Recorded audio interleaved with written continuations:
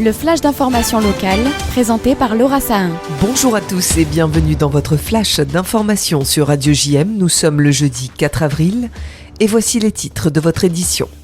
Le bilan des opérations PlaceNet XXL atteint des nouveaux records dans notre département avec 627 interpellations, 327 gardes à vue et plus de 2000 verbalisations. Les saisies dans les Bouches-du-Rhône rassemblent plus de 400 kilos de cannabis et plus d'1 600 000 € en cash. Des kilos de tabac et des véhicules ont également été saisis. 750 personnes étaient réunies hier soir à la Grande Synagogue Breteuil pour accueillir Bernard-Henri Lévy qui a offert aux Marseillais une rencontre dédicace. Il a notamment évoqué la solitude d'Israël, titre de son dernier livre. L'événement à succès a été organisé par le Fonds social juif unifié. Les organisateurs de l'événement l'ont annoncé hier, les rappeurs Soprano et Alonso vont accueillir la Flamme Olympique le 8 mai prochain sur le Vieux-Port. Un grand concert sera organisé sur une scène flottante le long du quai de la Fraternité. Le concert sera gratuit et sans réservation, 45 000 personnes pourront assister à l'événement. Un acteur de Plus belle la vie condamné à 6 mois de prison avec sursis après une agression sur un chauffeur de bus sur la ligne 80 entre Andoum et le Vieux-Port. Nous vous en parlions en début de semaine, Rachida Fassa a agressé physiquement un chauffeur d'origine comorienne en proférant des insultes racistes. L'acteur était sous l'emprise de l'alcool au moment des faits. À partir de demain démarre la 27e édition du festival de théâtre de printemps du Cercle Saint-Michel à Fuveau. À cette occasion, Daniel Gouinran, son président,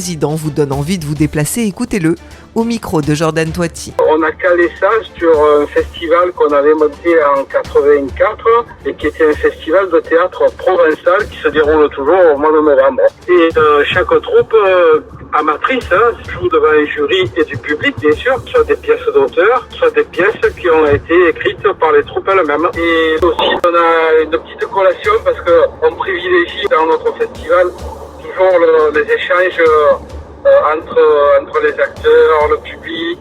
C'est la première année où on a 2 à 3 spectacles qui sont basés vraiment sur l'environnement. Et dimanche, c'est toute l'après-midi avec la remise des prix vers 20h. On remet le grand prix de la mise en scène, le meilleur acteur masculin, le meilleur acteur féminin. C'est très humoristique. Il y a 8 acteurs. De quiproquos. Ce dimanche, n'oubliez pas l'événement hommage dans le cadre des 6 mois de la prise d'otage en Israël le 7 octobre dernier. 134 hommes, femmes et enfants sont encore retenus à Gaza par les terroristes du Hamas. Une reproduction de la place des otages sera réalisée et un appel à leur libération sera prononcé grâce à l'aide du CRIF Marseille-Provence et de toutes les institutions, associations, mouvements de jeunesse et la communauté éducative de Marseille. Le rendez-vous est donné ce dimanche à 10h30 au niveau des 7 portes de Jérusalem sur les plages de la Vieille Chapelle à côté du Bol de Marseille. Sachez que toute l'équipe de Radio JM est mobilisée pour vous produire une émission en direct de 10h à midi ce dimanche donc sur le 90.5. Nous vous proposerons notamment le témoignage d'un couple de rescapés du Festival Nova. La météo aujourd'hui est de 16 degrés ce matin et jusqu'à 17 degrés cet après-midi sur notre belle cité phocéenne. Je vous donne rendez-vous à 13h avec les invités de la rédaction. Aujourd'hui, je reçois Edith Bismuth et Josiane Kieserman, organisatrices d'un événement porté par le CRIF Marseille-Provence qui a lieu mardi prochain. La pièce s'appelle Le Mendiant de Jérusalem et elle sera jouée à l'Hôtel de Région. L'événement est gratuit et vous pourrez obtenir toutes les informations en écoutant le 90.5 à 13h.